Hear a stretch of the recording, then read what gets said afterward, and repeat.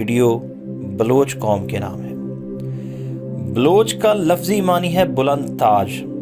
اب تھوڑا سا بلوچ قوم کی ابتدا اور اس کے پس منظر پر تھوڑی سی روشنی ڈالتا چلوں۔ بلوچ نسلاً عربی ہیں۔ بلوچ کو مختلف ادوار میں مختلف قوموں نے بال، بلوس، بلوس، بوس، بلوس اور بلوچ لکھا اور استعمال کیا۔ اہل بابل اپنے قوم دیوتا کو بال یعنی بال عظیم کہا کرتے تھے۔ یونانیوں نے اسے بیلوس لکھا۔ پرانے دور میں لفظ بلوچ کو بلوس اور بلوس لکھا جاتا تھا۔ عرب اسے بروج، بلوس اور بلوش ادا کرتے تھے اور ایرانی اسے بلوچ لکھتے اور بولتے تھے۔ ہمارے ہاں لفظ بلوچ فارسی سے مشہور ہوا۔ بلوچ قوم کی ایک نظم سے بلوچ اپنی نسل حضرت حمزہ سے ملاتے ہیں۔ بلوچوں کی تاریخ حقیقت میں ان کے پہلے سردار میر جلال خان سے شروع ہوتی ہے۔ بلوچ قوم کے مطابق سردار میر جلال خان کا شجرہ حضرت حمزہ سے ملتا ہے، جو نبی پاک صلی اللہ علیہ وسلم کے چچا اور سید الشہداء تھے۔ حضرت حمزہ کی کنیت ابو امارہ، ابو یالا اور لقب سید الشہداء تھا۔ آپ کی 3 شادیاں ہوئیں۔ تاریخ میں آپ کے 6 بچوں کا ذکر ملتا ہے۔ آپ کا بیٹا عمار بن حمزہ جو قبیلہ خزرج کے سربراہ قیس النجار کی بیٹی خولہ بنت قیس سے تھا۔ بلوچ اپنا شجرہ نسب اس سے ثابت کرتے ہیں۔ امیر جلال خان کے 4 بیٹے تھے۔ ان سے قبائل کی تقسیم کا کام شروع ہوا۔ مثلاً میر رند خان سے رند، میر لاشار خان سے لاشاری، میر ہود خان سے ہوتی اور میر کوری خان سے کورائی قوم اور جتومائی سے جتوئی بنے۔ بلوچ قوم کا ایک اور دعویٰ بھی ہے کہ اس نسل امیر حمزہ نے امام حسین کی کربلا میں بھی مدد کی، پر اس کی تاریخ بھی ایک نظم کے سوا کچھ بھی نہیں، اس لیے میں اس پہ کوئی دعویٰ نہیں کر سکتا۔ بلوچ کی اس نظم کے مطابق امام حسین کی شہادت کے بعد وہ بمبور یا بھمبور پہنچے اور وہاں سے سیستان اور مکران آئے۔ نظم کا ترجمہ کچھ یوں ہے کہ ہم امیر حمزہ کی اولاد ہیں، نصرت یزدی ہمارے ساتھ ہے، ہم حلب سے اٹھ کر آئے ہیں، یزید لانتی سے لڑنے کے بعد کربلا اور بمبور کو پیچھے چھوڑتے ہوئے ہم نے سیستان کے شہر میں ڈیرے ڈالے ہیں۔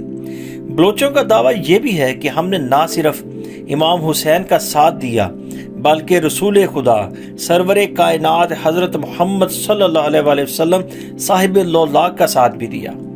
جب وہ بے یار و مددگار تھے تو بلوچ قوم نے اپنی قوم سے 5 بہادر منتخب کیے اور انہیں رسول اللہ صلی اللہ علیہ وسلم کی حفاظت کے لیے بھیجا۔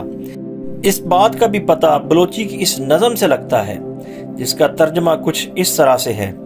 5 بہادر رسول اللہ صلی اللہ علیہ وسلم کی خدمت میں کھڑے تھے۔ جب خدا کے دوست نماز پڑھتے تو وہ پہرا دیا کرتے تھے۔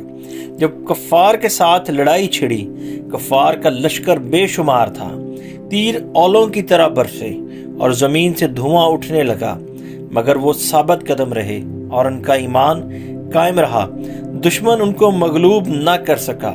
اس دن پاک نبی صلی اللہ علیہ وآلہ وسلم نے بلوچ کے سر پر طلائی تاج رکھا۔ اس کے علاوہ بلوچ قوم کا تذکرہ شاہ نامہ فردوسی میں بھی ملتا ہے۔ اس شاہ نامہ کے 3 ادوار میں بلوچ قوم کا ذکر ہے، جس کے متعلق میں کسی اگلی ویڈیو میں تفصیل سے بتاؤں گا۔ اکثر تاریخ کی کتب میں ملتا ہے کہ بلوچوں نے 2 بار نقل مکانی کی۔ ایک بار جب فارس پر سلجوکیوں نے قبضہ کیا، ولیمی اور غزنوی طاقتوں کا خاتمہ ہوا تو یہ لوگ سیستان اور مغربی مکران میں نقل مکانی کر کے رہنے لگے۔ دوسری بار انہوں نے اس علاقے کو چھوڑ کر مشرقی مکران اور سندھ کا رخ کیا۔ یہ ہجرت چنگیز خان اور جلال الدین منگول کی وجہ سے ہوئی۔ دوسری ہجرت کے نتیجے میں اس قوم نے پہلی بار سندھ دھرتی پر قدم رکھا، جہاں سے ان کی تیسری ہجرت کی راہ ہموار ہوئی۔ محمد سردار خان بلوچ اپنی کتاب میں لکھتے ہیں کہ امیر جلال الدین تمام بلوچ قوموں کے سردار تھے، جو 11ویں عیسوی میں کرمان اور لود کے پہاڑوں میں رہتے تھے۔ بلوچ روایات اسی سردار سے شروع ہوئیں۔ ان کے 4 بیٹے، جن سے 4 قبائل وجود میں آئے، رند، کورائی، لاشاری اور ہود۔ رند کے ایک بیٹے امیر شہیک سے ایک ناموار سپود نے جنم لیا، جس کو دنیا میر چاکر یا چاکر اعظم کے نام سے جانتی ہے۔ میر چاکر کے متعلق تفصیلی تذکرہ اس ویڈیو میں ممکن نہیں، لیکن میں تھوڑا سا مختصر میر چاکر کا تعارف کرواتا چلوں گا۔ میر چاکر کا دور بلوچ قوم کی تہذیب و تمدن، ثقافت اور عروج کا دور تھا۔ میر چاکر ایک بہت ہی بہادر انسان تھا۔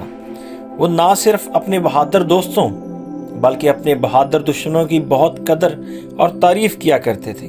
وہ کہتے تھے کہ بہادروں کا انتقام مجھے بہت پیارا ہے، جو میرے اونچے قلعوں پر حملہ کرنے کی ہمت رکھتے ہیں۔ میر شیخ کی انتقال کے بعد میر چاکر پوری بلوچ قوم کے سردار بنے۔ تاریخ میں ملتا ہے کہ میر چاکر اپنے قول کا بہت پکا انسان تھا۔ اس نے ایک عورت گوہر کو پناہ دی اور پھر اس کی حفاظت کے لیے سر کی بازی لگا دی اور اپنے ہی بھائیوں لاشاریوں سے 30 سال تک جنگ لڑی، جس نے چاکروں اور لاشاریوں کے بڑے بڑے سورماؤں کو مٹی کی آغوش میں سلا دیا، جس میں میر چاکر کے 2 بھائی بھی شامل تھے۔ بلوچ قوم میں جھوٹ کو گناہ مانا جاتا ہے، بقول امیر چاکر کے کہ سچ بولنا بلوچوں کا شیوا ہے اور جھوٹ ایمان کو کمزور کر دیتا ہے۔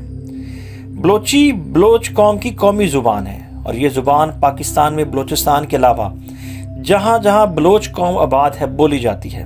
اس کے علاوہ سیستان، کردستان، خلیج فارس کی ریاستوں میں بھی بلوچی بولی جاتی ہے۔ بلوچی ادب کو 3 ادوار میں تقسیم کیا جاتا ہے۔ پہلا رند دور جو 1430 سے 1600 تک رہا، تیسرا قوانین کا دور جو 1600 سے 1800 تک رہا، اور تیسرا دور 1800 میں برطانیہ کی آمد سے شروع ہوا اور 1947 میں تمام ہوا۔